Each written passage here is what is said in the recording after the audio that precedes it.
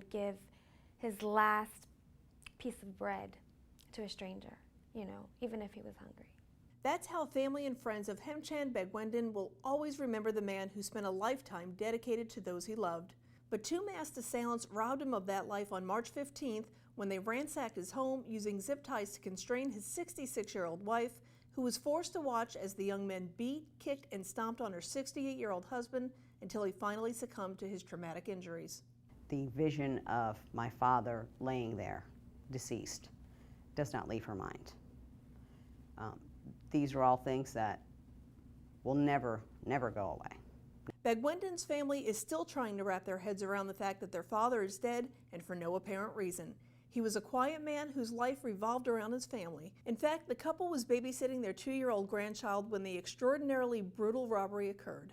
We lost the foundation, you know, of our home, even though we don't all live in the same home. That's the blood that runs through our veins that has been just bleeding and bleeding for all of us.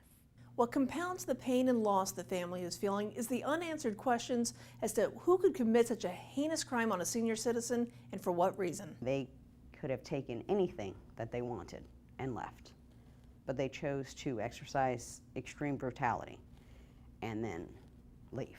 While family members are still trying to cope with the sudden death of their father, they're also concerned about their mom, who relives the horrific scene every time she closes her eyes.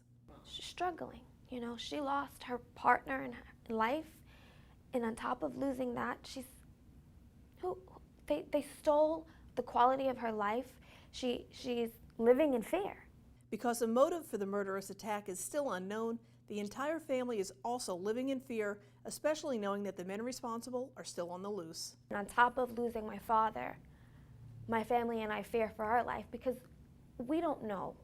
We don't know what's going on out there. Detectives and family members are hoping at this point that someone who knows anything about the men responsible for the murder will have a human moment and come forward and help provide justice for an innocent man whose life was taken far too soon. They took away a great man, a man that no one had anything bad to say, no one. Knowing that the individuals that were involved with this are behind bars will help us to move forward and will help my father's soul to rest in peace. For Southwest Florida Crime Stoppers, I'm Trish Rout.